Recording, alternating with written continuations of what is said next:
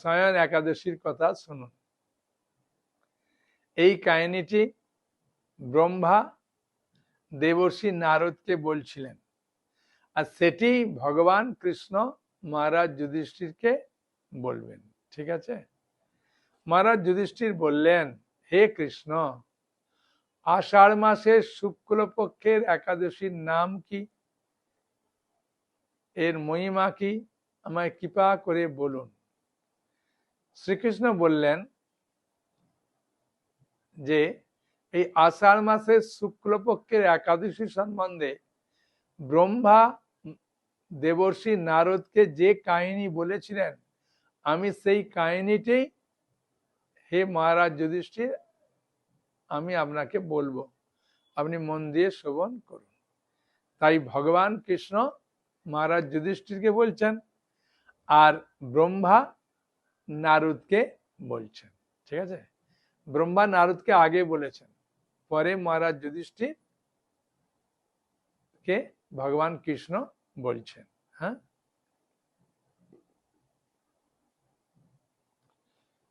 ব্রহ্মা বললেন, হে নারদ, এ সংসারে একাদশীর মতো পবিত্র আর কোনো ব্রত নেই।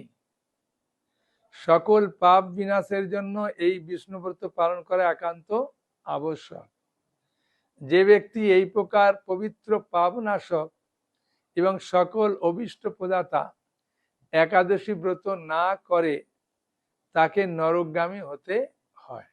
ব্রহ্মা নারদকে বললেন, সেটি ভগবান কৃষ্ণ মহারাজ যুধিষ্ঠিরকে বললেন। আষাঢ়ের শুক্লপক্ষে এই একাদশী শয়নী নামে বিখ্যাত। ঠিক আছে? শয়নী আর শয়ন একাদশী একই। শ্রী ভগবান ঋষিকেশের জন্য এই ব্রত পালন করতে হয়। এই ব্রত সম্বন্ধে এক মঙ্গলময় পৌরাণিক কাহিনী আছে, আমি এখন তা বলছি। ব্রহ্মা নারদকে পৌরাণিক কাহিনী বলছেন, সেটি ভগবান কৃষ্ণ মহারাজ যুধিষ্ঠিরকে বলছেন, আর আমি সেটা পড়ে পড়ে আপনাদেরকে শোনাচ্ছি। ঠিক আছে? বহু বছর পূর্বে সৌর্য বংশে মানদাতা নামে এক রাজর্ষি ছিলেন। এই নবম স্কন্ধে মানদাতার কাহিনী আছে। ঠিক আছে? তিনি ছিলেন সত্য প্রতিজ্ঞ, প্রতাপশালী চক্রবর্তী রাজা। প্রজাদেরকে তিনি নিজের সন্তানের মতো প্রতিপালন করতেন। সেই রাজ্যে কোন রকম দুঃখ, রোগ, ব্যাধি, দুর্ভিক্ষ, আতঙ্ক, খাদ্য অভাব অথবা কোনো অন্যায় আচরণ ছিল না। দেখুন, সমস্যা কেবল এবার আসবে, আগে ছিল না কিছু। হ্যাঁ, সমস্যা আসছে, তার মানে আমরা সবসময় সুখে থাকবো না, দুঃখ আসবেই, সমস্যা আসবেই। হ্যাঁ, ঠিক আছে? এইভাবে বহুদিন অতিবাহিত হলো, কিন্তু এক সময় হঠাৎ দুর্বিপাকে ক্রমাগত 3 বছর সে রাজ্যে কোনো বৃষ্টি হলো না। দুর্ভিক্ষের ফলে মানুষ দেবতাদের উদ্দেশ্যে দান মন্ত্রে সহা সহা করে যে মন্ত্র বলে সেসব বন্ধ হয়ে গেল। কেন? ঘি নাই, গাভীরা খাবে কি? যদি বৃষ্টি না হয় ধান চাষ হবে না, ঘাস হবে না। হ্যাঁ, তাই না? বাড়িতে আর কত সঞ্চয় থাকবে, তা খালি হতে চললো। তাই ব্রাহ্মণরা যে যজ্ঞ করবে, সেই যজ্ঞের ঘি পায় না, সেই জন্য যজ্ঞ বন্ধ হয়ে গেল। তখন পূজারা রাজার কাছে এসে বলতে লাগলো, মহারাজ, দয়া করে আমাদের কথা শুনুন। সমস্যা এলেই বলে, সমস্যা না এলে কেউ বলে না, সাধুদেরকে কেউ ফোনও করে না। যখন সমস্যা আসে তখন ফোন করে জানতে চায়। হ্যাঁ, বুঝেছেন? তাই এখন সমস্যা এসেছে, তাই পূজারা এসে বলছেন, মহারাজ দয়া করে আমাদের কথা শুনুন। শাস্ত্রে জলকে নারো বলে, আর সেই জলে ভগবান অয়ন মানে নিবাস করে। তাই ভগবানের এক নাম নারায়ণ। মেঘরূপে ভগবান বিষ্ণু সর্বত্র বাড়ি বর্ষণ করেন। সেই বৃষ্টি থেকে অন্ন এবং অন্ন খেয়ে প্রাণীগণ জীবন ধারণ করে। সেই অন্নের অভাবে প্রজারা ক্ষয়প্রাপ্ত হচ্ছে। অতএব হে মহারাজ, আপনি এমন কোন উপায় অবলম্বন করুন যাতে আপনার রাজ্যে শান্তি এবং কল্যাণ সাধন হয়। রাজা মান্ধাতা বললেন, তোমরা ঠিকই বলেছ। দেখুন, প্রজারা বলছেন, রাজা মান্ধাতা হয়ে শুনছেন। হ্যাঁ, এখন আপনি বলবেন আমি যা বলি আমার স্বামী কথা শোনে না, সেই জন্য অশান্তি হয়।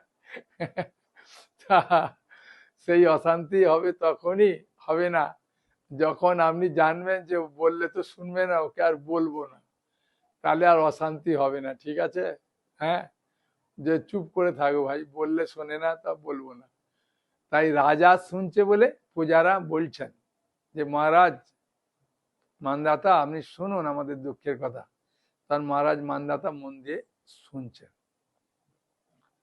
শুনে বলছেন, তোমরা ঠিকই বলেছ, অন্ন থেকে পূজার উদ্ভব হয়, অন্ন থেকেই পূজার পালন হয়, তাই অন্নের অভাব পূজারা বিনষ্ট হয়, আবার রাজার দোষেও রাজ্য নষ্ট হয়।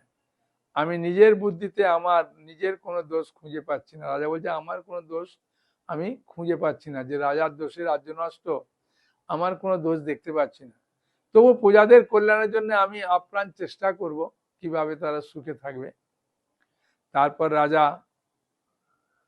ব্রহ্মাকে প্রণাম করে সৈন্য সহ বনে গমন করলেন। হ্যাঁ, বুঝলেন?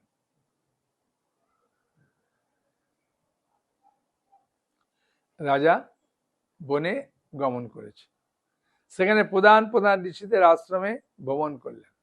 মানে বহু বনে জঙ্গলে ঋষিরা থাকে, তাদের আশ্রমগুলো দর্শন করলেন।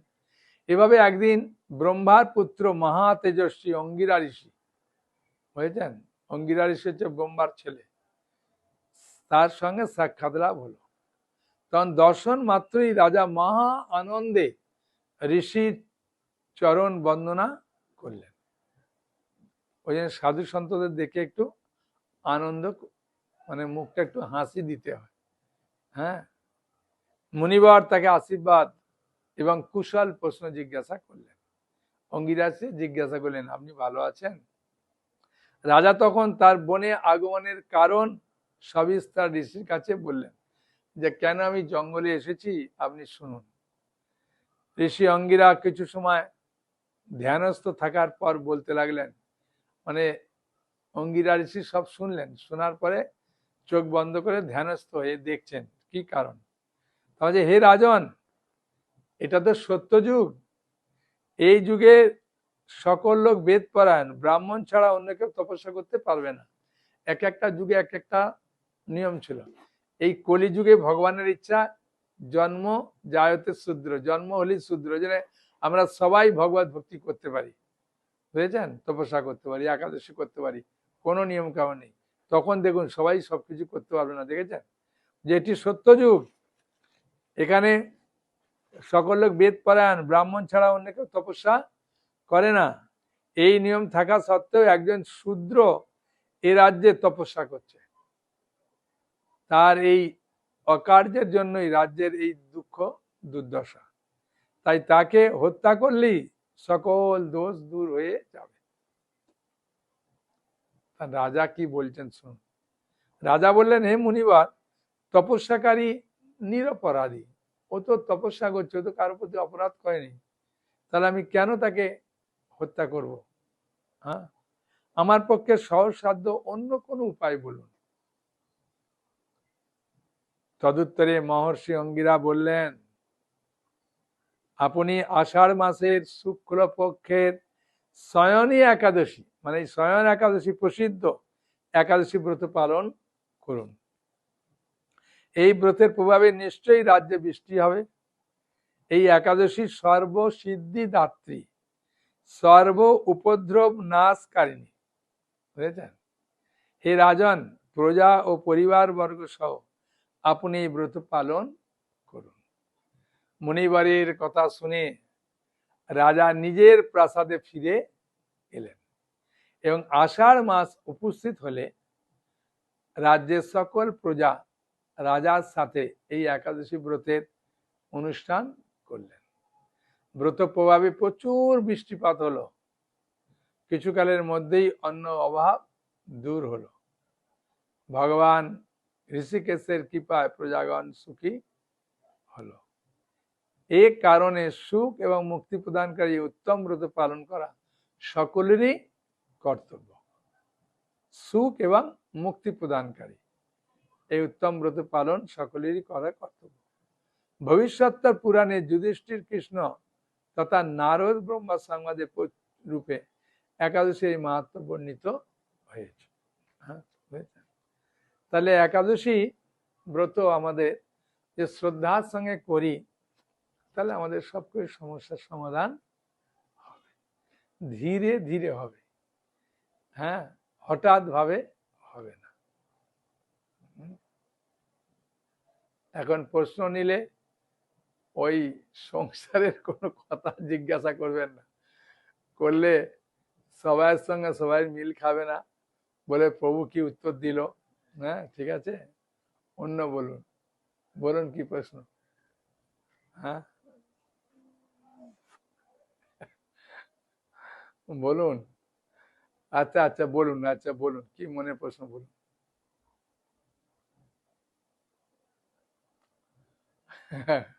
ওনার প্রশ্ন হচ্ছে ওই একই সমস্যা। হ্যাঁ, যে প্রভু আমি একাদশী করি, একটা ছেলে করে, আর বড় ছেলেটা করে না, ওর বাবা করে না, তো একাদশীর দিনে রান্না করতে হয়, তো উপায় নাই, একাদশী দিনে রান্না করতে হবে, কেন ছেলের তো এখনো বিয়ে হয়নি, তা বৌমা এরা করবে, আর কি করবেন। হ্যাঁ, একাদশী দিনে রান্না করুন, ওদের জন্য অন্ন করুন, আর আপনার ছোট ছেলে আর আপনার জন্য একাদশীর প্রসাদ রান্না করুন। হ্যাঁ, আর ওদের সামনে বসে অনেকটা নিয়ে খাবেন, তখন ওরাই বলবে মা বাবা তুমি তো একাদশীতে ভালোই করছো, তাহলে বাবা তুইও কর, তো ছোট ভাই দেখ কত খাচ্ছে।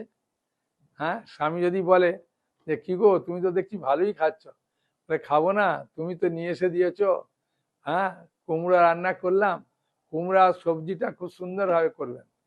হ্যাঁ, বুঝেছেন, আর গরম গরম সাবুকে ভিজিয়ে দিয়ে তাকে আলু দিয়ে মেখে গরম গরম পকোড়া করবেন। হ্যাঁ, বুঝছেন, পেঁপে কাঁচা কলা দিয়ে একটা সবজি করবেন, আর খুব সুন্দর মচমচে আলু ভাজা করবেন, আর করে ওদের সামনে খাবেন, তাহলে ওরাই বলবে যে বাবা তাহলে পরের বারে আমরা করবো, বলে ঠিক আছে করো।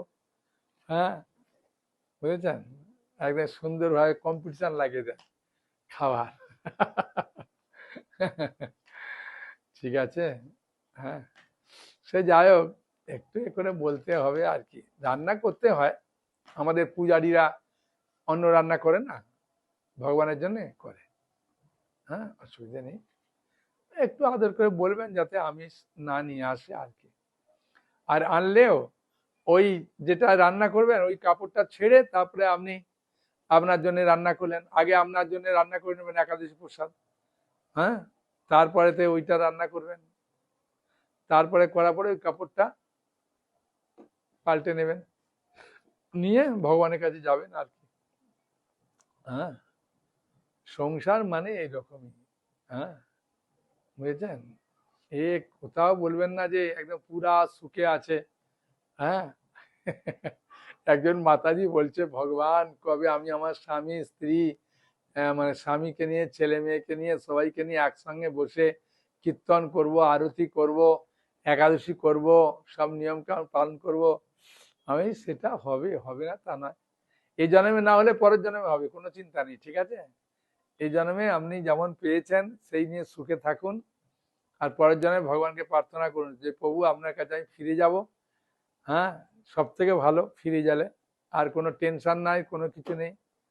হ্যাঁ, বুঝেছেন, এ স্বামী পেয়েছেন পরের জন্মে স্বামী পাবেন না, চিন্তা নেই। হ্যাঁ, এরকম কোথাও উল্লেখ নেই যে স্বামী পেয়েছে পরের জন্য ও আবার ওই স্বামী পাবে, ওই স্ত্রী পাবে, এরকম নেই, উল্লেখ নেই। হ্যাঁ, ঠিক আছে, আর কি প্রশ্ন আছে বলুন। হুম। উনার প্রশ্ন আমি পাণ্ডবা নির্জলা করেছি, শয়ন একাদশী করব আর উত্থান একাদশী করব, তিনটে একাদশী করব। হ্যাঁ, এখন করবেন ঠিক আছে, আমি না বলছি না, করুন, তার একটা ফল পাবেন। কিন্তু একাদশী দিনে আপনি আবার অন্ন এসব খেলে সেই পাপগুলো প্রবেশ করবে তো। হ্যাঁ, সেই জন্যে আপনি যতবার পারেন খান, খেয়ে করুন। একা থাকেন, একাই একটা প্রেসার কুকারে সবকিছু সিদ্ধ করে দেবেন, দিয়ে খেয়ে নেবেন। হ্যাঁ, ঠিক আছে। আর কোনো প্রশ্ন আছে? হ্যাঁ, না না, আর এরকম প্রশ্ন নেবো না, মাতাজিদের কাছ থেকে আর প্রশ্ন নিচ্ছি না। হ্যাঁ, প্রভুদের কাছ থেকে প্রশ্ন নিই। হ্যাঁ, বলুন। আপনি সারা দিনে একবার খান, সারা দিনে একবার না খেলে ভালো। কাজ টাজ করেন তো, কোনো অসুবিধে না হলেও যখন শরীর খারাপ হবে তখন সবাই বলবে, হ্যাঁ বাবার এই জন্যে শরীরটা খারাপ হয়েছে। ঠিক আছে, 12টা পর্যন্ত উপবাস থাকুন, তারপর পেট ভরে খেয়ে নেন 12টার পরে। একবার খেলেও 12টার পরে খান, সন্ধ্যার পরে খেতে হবে না। ঠিক আছে। আর এই চাতুর্মাসে তাহলে আরম্ভ হচ্ছে, শাক খাওয়াটা বন্ধ করবেন। ঠিক আছে, প্রভা যেটা বলেছে সেটা করুন। তারপরে কার্তিক মাসে আলাদা নিয়ম বলে দেবো। হ্যাঁ, এই 3 মাস এরকম করুন। প্রথম মাসে শাক, দ্বিতীয় মাসে দই, তৃতীয় মাসে দুধ, আর চতুর্থ মাসে মাসকলাইয়ের ডাল। কিন্তু কার্তিক মাসটাতে আর একটু কিছু পালন করার জন্য বলি, সেটা কার্তিক মাস এলে বলবো, এখন বলবো না। এখন খালি শাকটা খাবেন না। আর এমনিতে বর্ষাকালে শাকে অনেক পোকাও হয়, অনেক কিছু কারণ আছে, সেই জন্য শাকটা খাবেন না। বলরাম পূর্ণিমা আসবে তখন আপনি শাক খাবেন আবার। ঠিক আছে। হ্যাঁ, যদি আপনার স্বামী আনে তাকে রান্না করে দিতে হবে, উপায় নেই। ঠিক আছে। একাদশী দিনে যে গানটা গায়, সেই গানটা আপনার গাওয়ার খুব ইচ্ছা। এটা এই নামট্ট বই আছে না, সেখানে শুদ্ধ ভকত চরণ রেণু খুলবেন, সেখানে আপনি পাবেন। ঠিক আছে। হ্যাঁ, আমার যদিও সুর ভালো নয়, তবু আমি একটু গাওয়ার চেষ্টা করছি। শুদ্ধ ভকত চরণ রেণু ভজন অনুকূল, ভকত সেবা পরম সিদ্ধি, প্রেমলতিকার মূল। মাধবতীতি ভক্তি জননী যতনে পালন করি, কৃষ্ণ বসতি বসতি বলি, পরম আদরে বরি। মাধবতীতি ভক্তি জননী যতনে পালন করি, কৃষ্ণ বসতি বসতি বলি, পরম আদরে বরি। শুদ্ধ ভকত চরণ রেণু ভজন অনুকূল, ভকত সেবা পরম সিদ্ধি, প্রেমলতিকার মূল। শুদ্ধ ভকত চরণ রেণু ভজন অনুকূল, মাধবতীতি ভক্তি জননী যতনে পালন করি, মাধবতীতি ভক্তি জননী যতনে পালন করি, কৃষ্ণ বসতি বসতি বলি, পরম আদরে বরি। শুদ্ধ ভকত চরণ রেণু ভজন অনুকূল। গৌর আমার যেসব স্থানে করিল ভ্রমণ রঙ্গে, শেষাবস্থান হেরিব আমি পনই ভকত সঙ্গে। মৃদঙ্গ বাদ্য শুনিতে মন অবসর সদা যাচ্ছে, গৌরবিত কীর্তন শুনি আনন্দ হৃদয় নাচে। গৌরবিত কীর্তন শুনি আনন্দে হৃদয় নাচে। যুগল মূর্তি দেখিয়া মোর পরম আনন্দ হয়, প্রসাদ সেবা করিতে হয় সকল প্রপঞ্চ জয়।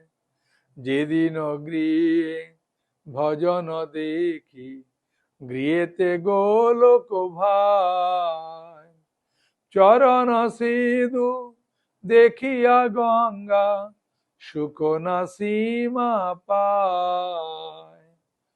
তুলসী দেখি জুড়ায় প্রাণ মাধব তো শনি জানি, গৌরা প্রিয় শাক সেবনে, গৌরা প্রিয় শাক সেবনে জীবন সার্থক মানি। শুদ্ধ ভকত চরণ রেণু ভজন অনুকূল, প্রতিদিন ভকতি বিনোদ কৃষ্ণ ভজনে অনুকূল পায় যা। প্রতি দিবসে পরম সুখে স্বীকার করে তা, শুদ্ধ ভকত চরণ রেণু ভজন অনুকূল।